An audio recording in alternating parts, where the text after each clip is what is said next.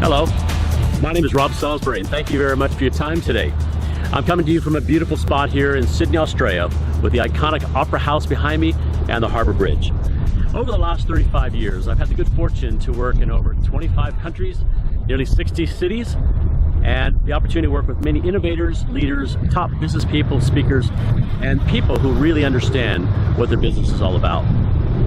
I'm very pleased to be able to introduce someone to you that I first met in Singapore in 2007 when I was asked to be a speaker and an MC for a top 5 brand company in Singapore called Singapore Press Holdings.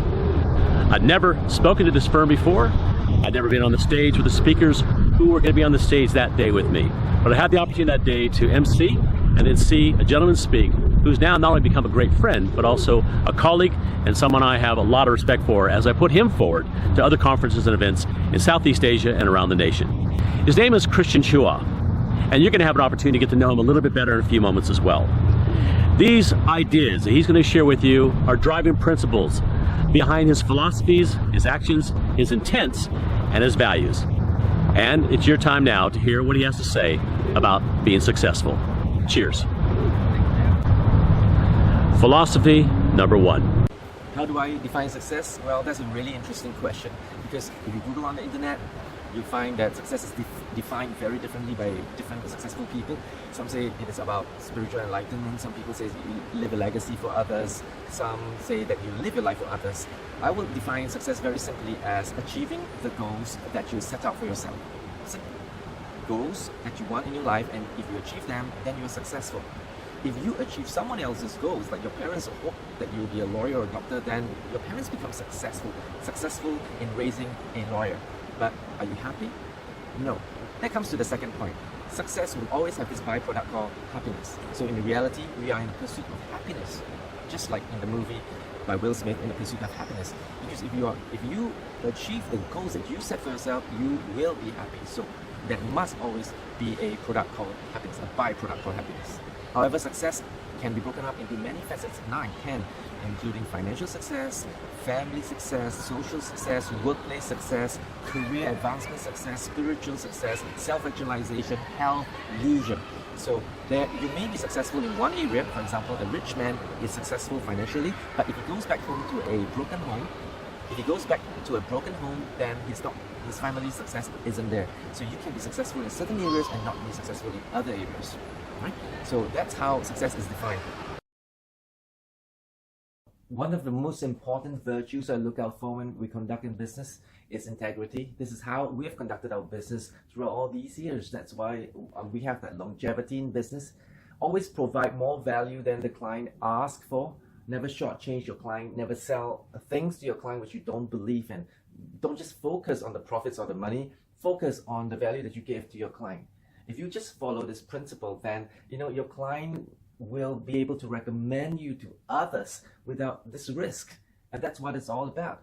If you want longevity, you want referrals. Keep to your word. If you promise someone something, keep to your word. Fulfill that promise. If you made a mistake and you're going to lose money on that job, but preserve your integrity, preserve your branding.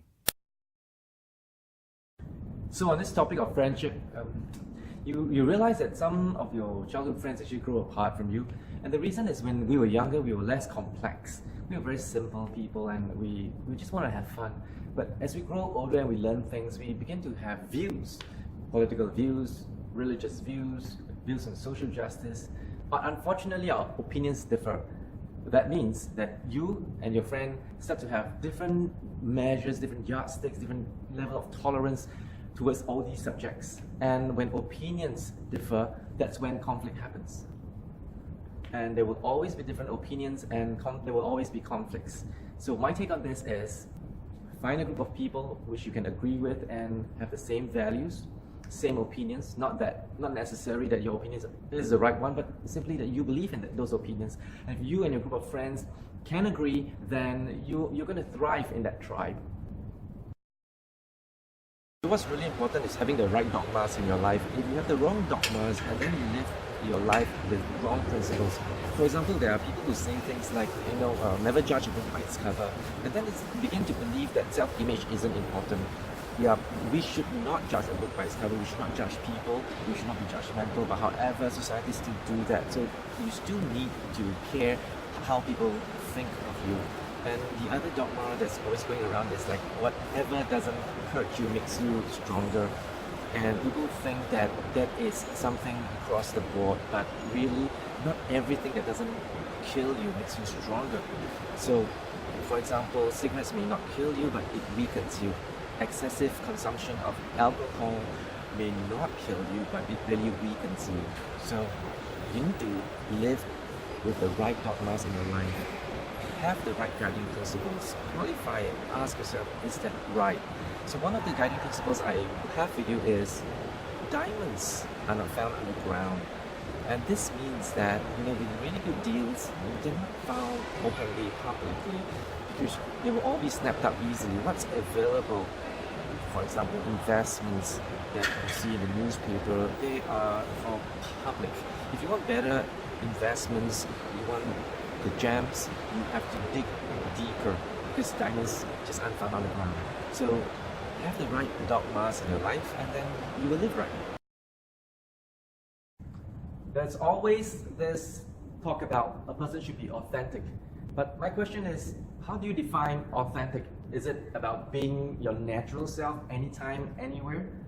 So I question that and I say, don't just be authentic, but be empathetic too. Because being authentic is being your true self, but being empathetic is about caring about other people's feelings. And before you become your natural self and say, this is how I feel, this is my opinion, I have to say it the way it is, you gotta stop and say, will I hurt that person?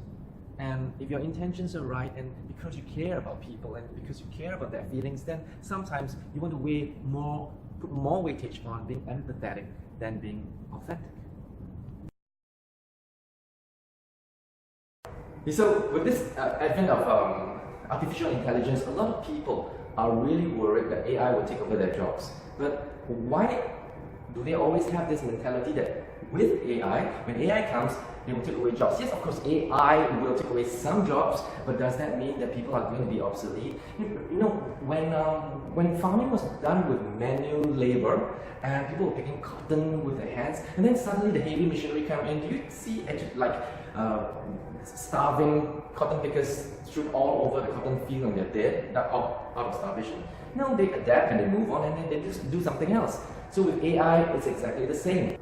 There'll be winners and there'll be losers when such disruption takes place. So are you a winner or are you a loser? Do you have the loser's mentality? Hey, I'm going to starve to death, my job's going to be on the line. Or are you a winner's? And do you have a winner's mentality where you say, hey, there's so much opportunities. There's always winners and losers when there's a disruption. And losers like to look at it in a negative way, and winners like to look at it in a positive way. So what kind of mentality do you have?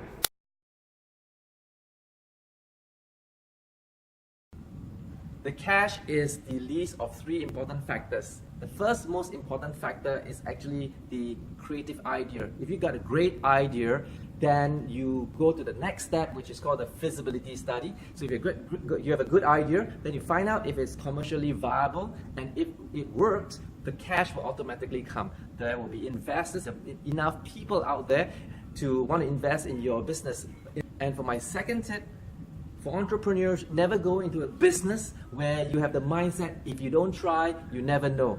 That's like punting, that's like gambling. If you want to have a 50-50, why not you go to the casino and bet on red and black? That's 50-50. You get your immediate results without the need and the hassle of going through and registering a company. So when you go into a business, you need to have a 70-30, 80-20 win ratio in your favor. And so here are a few of the tips. Now, the veteran workers we're going to beat you on experience. They're going to say, hey, I have the experience, the young school leaver doesn't have the experience. So how you're going to beat them is by saying, hey, I'm fresh out of school, the curriculum that I just learned have been refreshed, not like those guys who learned something from school 20 years ago, which education system was created by people who were educated another 20 years ago. Okay, so I come out fresh, I'm very IT savvy, I'm very energetic, so this is how you beat them in the game. You also need to show that you have the potential, because hiring a new school leaver, it's like a lucky draw sometimes. We do not know whether you can achieve it. So what you do is you collect a lot of resume, and you can prove that you have the attitude and the aptitude to contribute to the company. So during the job interview, they might be asking you questions to tap on your critical thinking skills, like general knowledge and controversial topics, and they want to see your response. If you answer correctly, they say, hey, this guy is bright. Okay, so that's what they're going to do when they're going to punt on you, a new school leaver. So that's what you got to do. There you have it. 8 great philosophies from a really sharp mind, great communicator, and someone who really, I know you'll enjoy staying in touch with over the long haul. Until we meet up next time, great talking to you today from Sydney, Australia, and hopefully in the future we'll bring you more experts and leading topic experts to share with you ideas that make a difference in your business and life. Cheers from Sydney.